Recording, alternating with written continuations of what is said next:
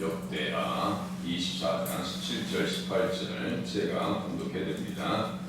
그의 여호야다가 죽은 후에 유다 방백들이 와서 왕에게 절하매 왕이 그들의 말을 듣고 그의 조상들의 하나님 여호와의 전을 버리고 아스라 옥상과 우상을 섬겼으므로 그 죄로 말미암아 진노가 유다와 예루살렘에 임하니라. 아멘.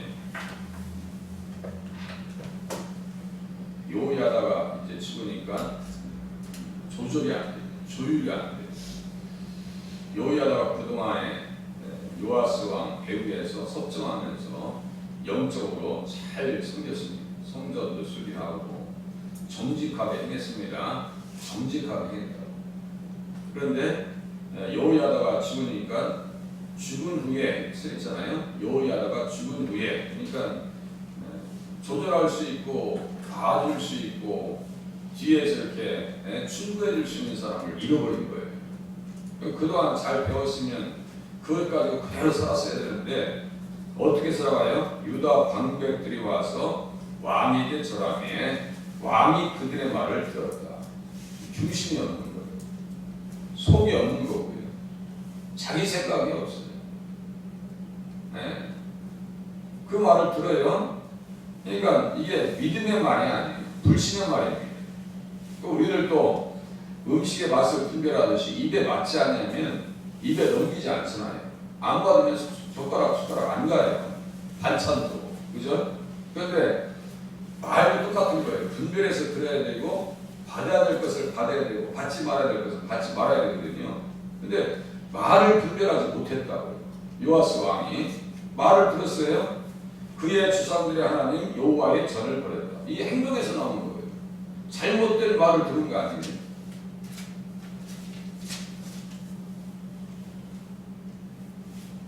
말이 다 말이 아니에요. 그죠? 말이 다 말이 아니라고. 하나님의 전을 버렸어요. 아스라 목상과 우상을 섬겼다. 써 있어요. 그러니까 죄라고 하는 것은 지금 뭐예요? 여기도 정의가 잘 일어났어요.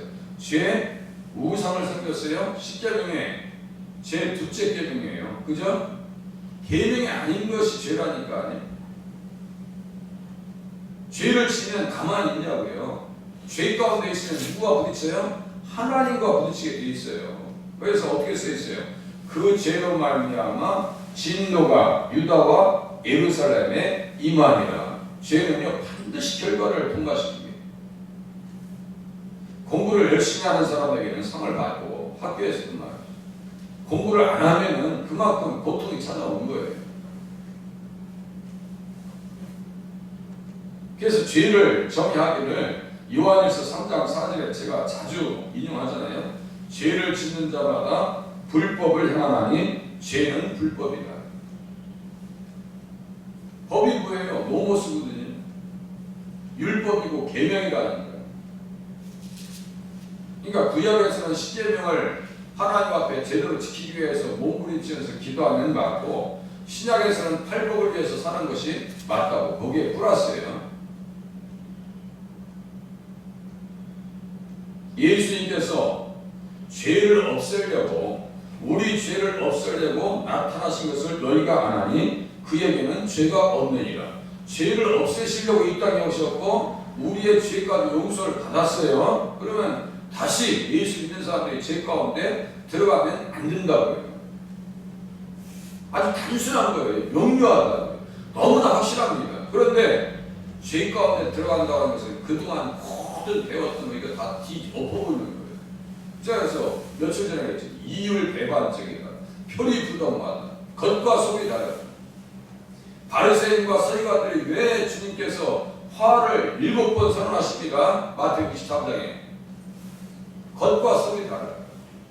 잘 다듬어진 묘지 같은데 속은 썩은 것이 가득 차 있대요.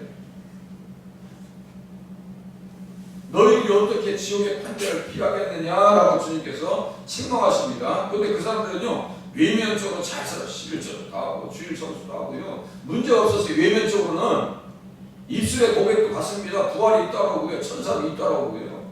다 얘기합니다. 주님을 인정하지 않기 때문에 죄 용서를 받을 수 있는 길이 없는 거예요. 그래서 예수를 믿지 않는 게 죄라니까요. 상위의 개념, 가장 피라미드에서 가장 상위의 개념.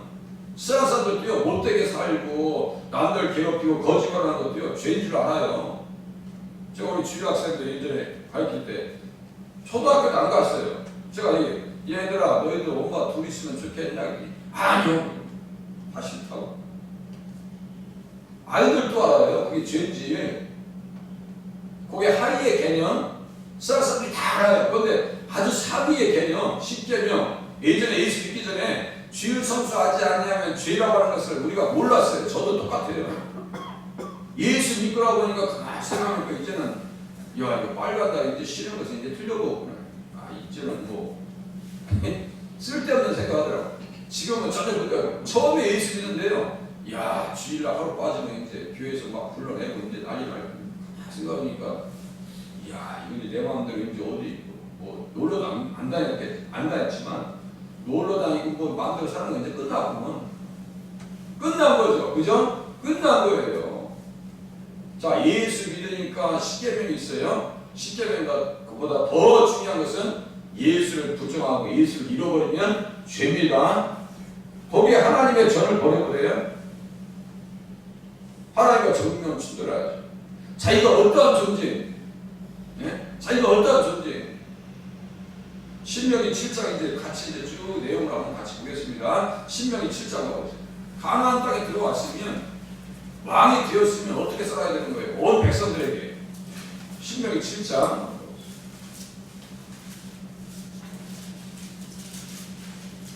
민수기 신명기 7장. 그런가 안 그런가 확인하고 그 백성들이 어떻게 살아야 되는가 확인하면서 그 밑에서 아주 중요한 내용을 다룹니다. 4절 5절 보세요. 아세라 목상을 지금 요아스 왕이 세웠잖아요. 아세라 목상에 대해서 어떻게 하라고 써있는지 보세요. 7장 4절 5절. 신명기 7장 4절 5절. 아니 아세라 목상을 세우면 되냐고 말이에요. 섬겨요 거기에다 또. 그건 왕이 할 도리가 아니고 유다 백성들과 예루살렘 백성들이 할 도리가 아니죠 지금. 이게 죄라니까요. 4절 보니까요. 그가 내 아들을 유혹하여 그가 여호와를 떠나고 다른 신들을 섬기게 함으로 여호와께서 너희에게 진노하사. 똑같아요. 그죠? 우상 다른 신을 섬겨요. 진노가 임합니다. 갑자기 너희를 멸하실 것입니다. 요아스 왕이 그렇게 죽임을 당합니다. 신복들의 반란에 의해서. 오직 너희가 그들에게 행할 것은 이러하니 그들의 제단을 헐며 주상을 깨뜨리며 아스라 목상을 찍으며 조각한 우상들을 불살할 것이라. 써있죠? 이렇게 해도 부족할 판이고 다 찍어버리고 깨버리고 여름바알 신앙처럼 바알의 제단과 아세라가 바알의 부인이거든요. 바알을 직접적으로 섬기는 것은 눈치가 보이는 거예요. 지금 신전을 다 파괴하고 맏딸을 죽여버렸으니까 바알 섬기기에는 조금 눈치가 보이니까 아세라 섬긴다는 것은 무엇을 쫓아가겠다라고 하는 신상이냐면요, 정욕대로 살겠다는 거예요. 자기 마음대로 살겠다는 겁니다. 자기 육신의 정욕을 따라가겠다는 얘기예요. 그 배후에는 다른 게 없어요. 자기 마음대로 살겠다는 거예요. 교회 다니면 내 생각과 내 가치관과 내 의지대로 사는 것이 아니고 하나님께서 어떻게 말씀하시는 것인가를 자세히 들어서 어떻게 살아야 될 것이라고 고민하면서 사시는 것이 기도라니까요. 행동하는 기도와 정적인 기도와 동적인 기도가 필요한 거예요. 신앙생활에. 정적인 기도는 뭐예요? 아침에 오셔서 이렇게 기도하시는 것이고, 동적인 기도는 뭐예요? 내 발과 내 생각과 손과 발걸음이 어디 가는지를 항상 분별할 수 있어야 그게 신앙이라니까요. 우리에게 값싼 은혜를 주신 것이 아니에요. 예수님의 피가 값이 싸요. 물론 은삼시가 팔려 나가셨지만 그것이 값싼 은혜냐고요. 이게 일반적인 은혜가 아닙니다. 특별한 은혜예요. 요아스도 자기를 위해서 여호야다와 방백들과 여호사밧과 백성들이 언약을 맺으면서 찬양하면서 출구하면서 세워놨으면 요아스가 정치를 똑바로 쳐야 될 거 아니에요. 부모님이 고생하는 것을 자녀들이 알면요, 자녀들이 제대로 된 길을 갑니다. 그게 제정신이 있는 자녀들입니다.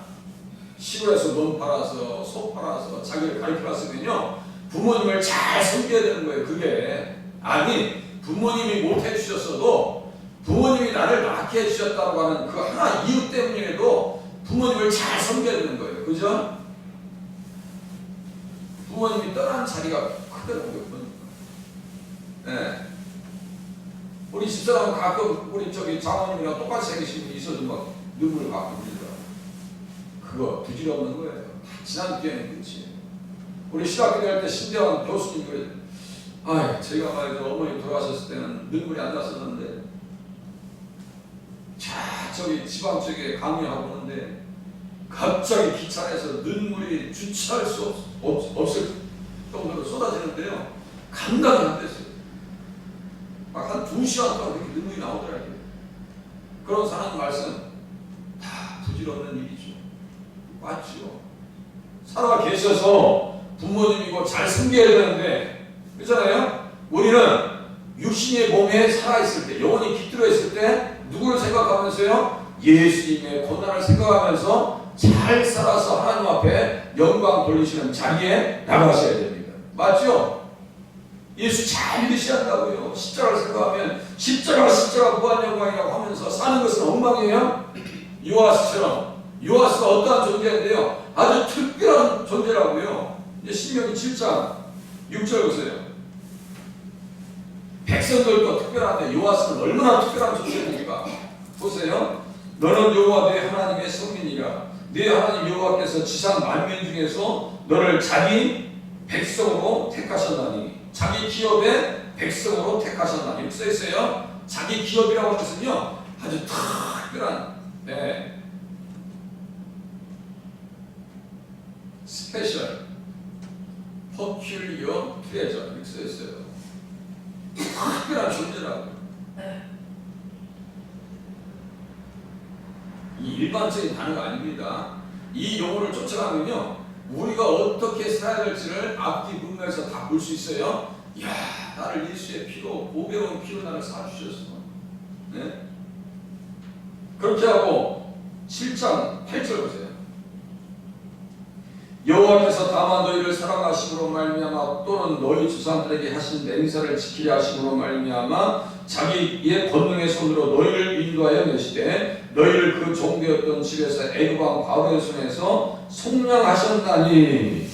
이 속량했다는 것은 몸값을 주고 풀어줬다는 얘기예요. 몸값을 주고 풀어주셨다는 얘기예요. 우리를 어디에서 속량해 주셨어요? 세상 신 사단의 손에서 우리를 속량해 내셨어요. 구원해내셨다는 얘기예요. 바알의 손에서 속량해 주신 거나 세상 임금의 손에서 속량해 주신 거나 똑같은 거예요. 다 그걸 무너뜨리고 심판하시고 우리를 모아셨기 때문에 이스라엘 백성들도 사랑하셨지만 다만 너희를 사랑하시고 말미암아 우리는 예수님께서 하나님께서 우리를 사랑해 주셨다니까요. 똑같은 문맥이에요. 그래서 당부를 합니다. 당부를 해요. 9절 보세요. 그런즉 너는 알라. 오직 네 하나님 여호와는 하나님이시요 신실하신 하나님이시라. 그를 사랑하고 그의 계명을 지키는 자에게는 천대까지 그의 언약을 이행하시며 인내를 베풀어 주신다. 써있어요. 인내를 베풀어 주신다. 반대로 미워하는 자에게는 당장에 보응하여 멸하시나니. 써있네요. 항상 우리는 선택적 상황에 놓여 있습니다. 그렇게 하기 위해서 바른 길을 가기 위해서는 뭐예요? 다시요. 말을 분별할 수 있어야 되고요. 생각을 분별할 수 있어야 되고요. 더 중요한 것은 영을 분별할 수 있으셔야 됩니다. 영을 분별. 오늘도 수없는 생각이 우리에게 찾아올 거예요. 수없는 생각들이 우리 생각 속에 스쳐 지나갈 겁니다. 분별 잘하셔서 접수할 것만 접수하실 수 있기를 바랍니다. 그래서 너무너무 귀한 용과 이 소유 택하신 백성, 자기 기업의 백성으로 택하셨다니. 요 기업이라고 하는 건 이게 히브리어로 세굴라입니다. 세굴라. 그런데 똑같은 뜻을, 똑같은 이야기를 출애굽기 19장에 한번 또 펴보세요. 출애굽기 19장. 성경책 이렇게 보셔야 돼요. 출애굽기 19장 5절 보세요.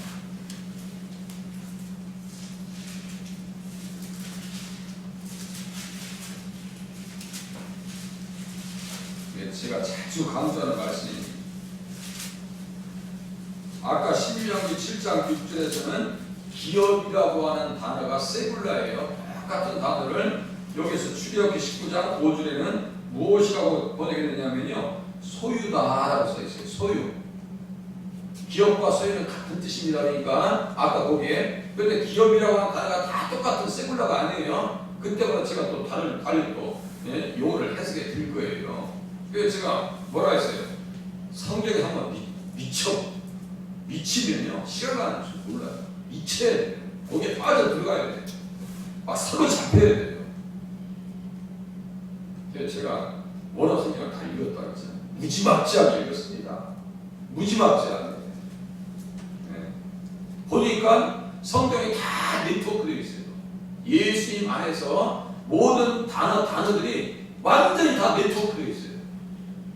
죄도 쫓아가면 예수를 믿자는 게 죄라니까요. 어제 선에 대해서 말씀드렸어요. 다 예수님에게 네트워크되어 있어요. 예수님이 심장이고 모든 개념들이 이렇게 정리가 됩니다. 그걸 보니 이야, 이 성경이 단순한 책이 아니에요. 그러면요, 다시 보세요. 성경의 의미가 드러나잖아요. 의미가 드러나야 내 생각과 의지가 사로잡힙니다. 의미가 드러나야 아버지가 말씀하신 것이 무슨 의미인지를 알아야 아이들이 철들고 제대로 사는 것처럼, 아버지가 백날 얘기해봤자 곁으로 들어요. 그러면 그 자식 정상적으로 철들게 살기는 시간이 걸릴 수밖에 없는 거예요. 그죠? 그런데 어려서부터 말을 잘 들어요. 모험생으로 클 수밖에 없는 거예요. 의미가 드러나니까요. 중고등학교 다닐 때 선생님들이 그렇게 얘기해도 곁으로 들은 사람들은 고생하는 거예요. 그죠? 고생하는 거예요. 나중에 깨닫죠? 나중에. 여기 보세요. 19장 5절. 세계가 다 내게 속하였나니 너희가 내 말을 잘 듣고 내 언약을 지키면. 언약이 뭐예요? 십계명이에요. 언약, 땅, 자손, 복. 이 말씀에 대한 믿음과 말씀입니다. 언약을 지키면 너희는 모든 민족 중에서 내 소유가 되겠고, 더 중요한 것은 6절 보세요. 신분 상승이 됩니다. 너희가 내게 대하여 제사장 나라가 되며 거룩한 백성이 되리라. 너는 이 말을 이스라엘 자손에게 전할지니라. 이 보세요. 제사장 나라가 된다고 써 있어요. 제사장이 되는 방법, 계시록 1장 6절과 5장 10절에 보니까요, 주님께서 피로 사셔서 우리를 나라와 제사장으로 삼아 주셨죠. 나라와 다 이렇게 연결되어 네트워크되어 있다고요. 예수님 안에서.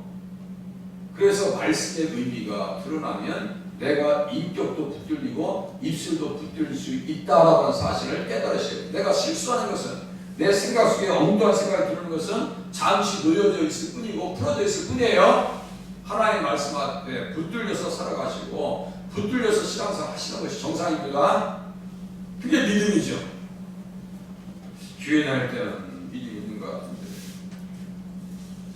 교회 밖에만 나오면 이상하게 아닌 것 같고, 교회 안에 있을 때나 밖에 있을 때나 같으려고 몸부림치셔야 돼요. 몸부림치셔야 돼요.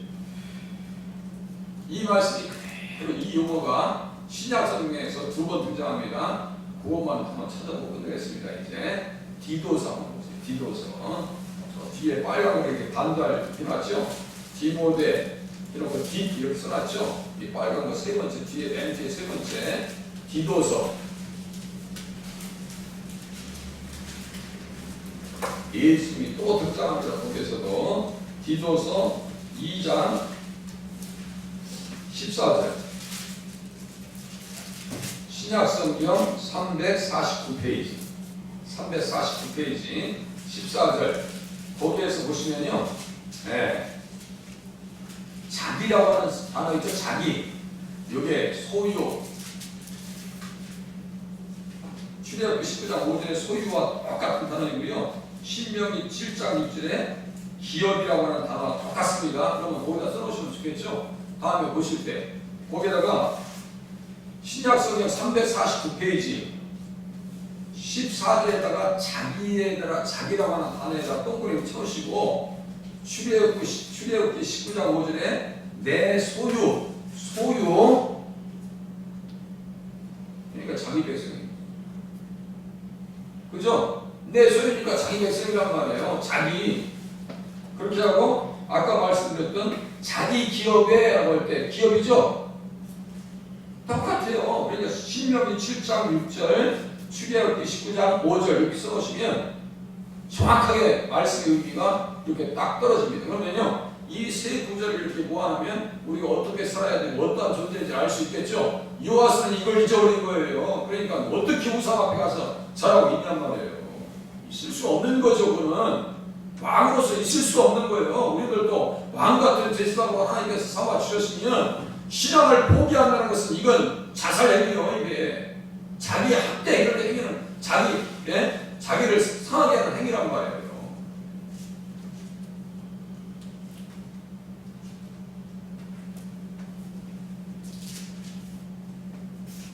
14절에서 읽어보시면 그가 우리를 대신하여 자신을 주시는 써있죠?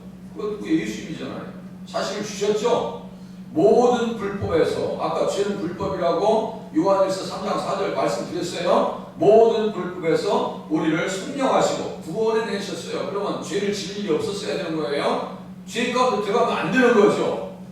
속량하여 하시고 우리를 깨끗하게 하사 선한 일을 열심히 하는 자기 백성이 되게 하려 하십니다. 써있죠? 선한 일을 보여요. 하나님 앞에 빛의 삶을 감당하는 것이. 이제 찾기 뜻이니까 베드로전서 제가 읽어드릴게요.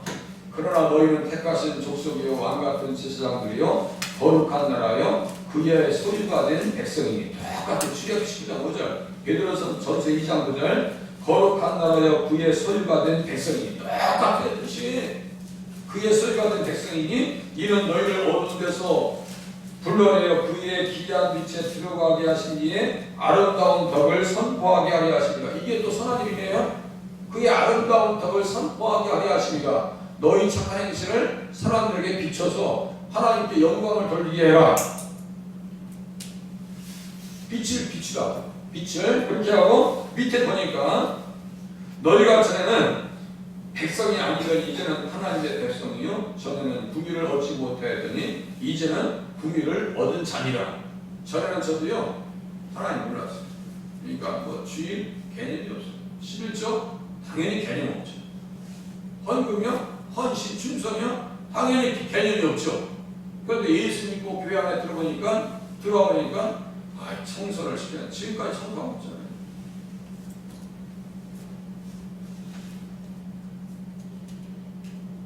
근데 그것이 축복인지 몰라요.